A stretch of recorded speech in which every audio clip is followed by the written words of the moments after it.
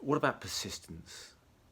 And I think persistence is this incredibly underrated virtue. And the reason I'm thinking about that today is the reading we've been set is from the 18th chapter of Luke's Gospel, and it's a very bizarre parable where Jesus talks about an unjust judge who he says is doesn't fear God, doesn't fear any human, and yet there is a widow who keeps coming to plead her case against the person she's opposed to, and she's saying, vindicate me, and he can't be bothered, and then she just keeps coming back, and in the end we're told the unjust judge just says, oh well, she's going to wear me out unless I give her what she wants, so he gives her what she wants.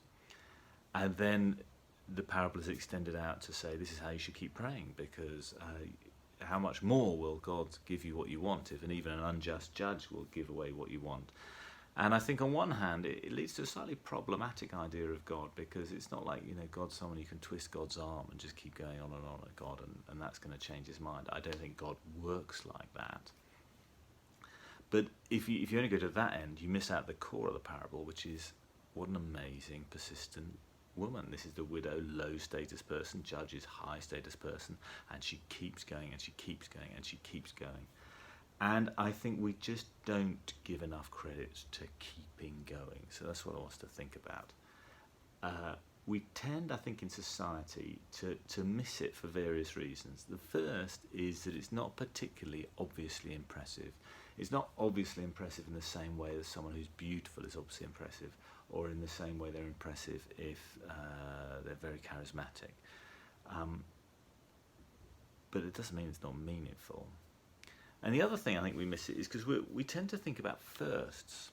If you watch a kind of romantic comedy, it tends to be about like the first time they kiss.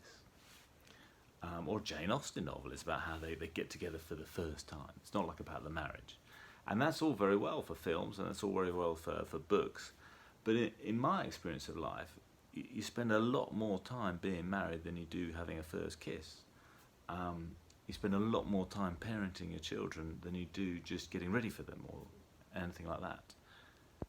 So why don't we focus a little bit more, not on the first kiss, but like the 101st kiss, or the 10,684th kiss, or all those kind of long-term, small-scale things which are about just keeping going.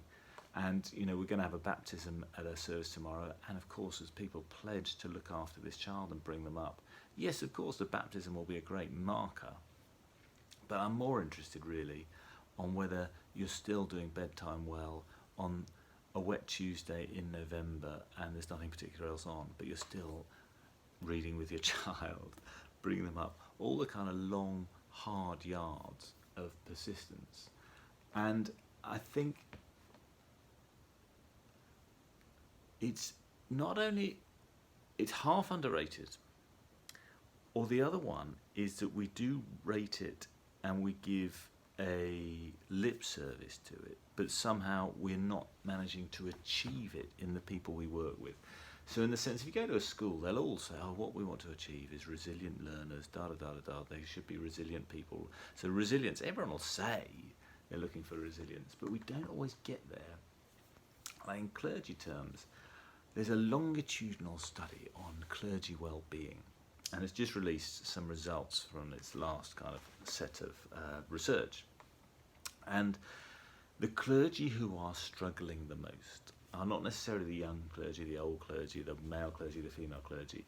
It is clergy who have just become vicars in the last 2 years. So they moved from having been a curate, where you're kind of like a number two, to having been a vicar. And they are finding this step very difficult. They're finding it more difficult than the equivalent people did like 10 years ago. I mean, it is difficult. It's a difficult job, and when you start doing it, it's hard. But why are people who are making the transition now finding it harder than they did 10 years ago, 20 years ago? And there's something quite curious about this, which is that we probably think we give curates much better training these days than we did 20 years ago. So we think that we're doing, a good job, and they have the days of study leave, one study day a week. They have peer group work when they discuss things with their peer group, and they're doing all this kind of stuff. But if this training were going really well, how come everyone's so stressed out when they make the leap to become a vicar? If we'd done all the preparation, the training right, this leap wouldn't be so hard. And I wonder if it's a wider thing in society. We're somehow not capturing and getting people just to keep going. Because it's all very well to kind of have a kind of vocal thing and have a vision and be able to point out what's right and what's wrong and to know this, that and the other, which is good and useful. But I wonder if there's a gap between, say, like starting a church. You say, well, I know where I want to take this church. I've got a vision. I'm going to take this church in this direction because I think this is really important. We're going to do this. And of course you get there, and for whatever reason, it doesn't just work out as easily as you were hoping for. And it's at that point most of the time you just got to keep going. It's not necessarily your vision was wrong.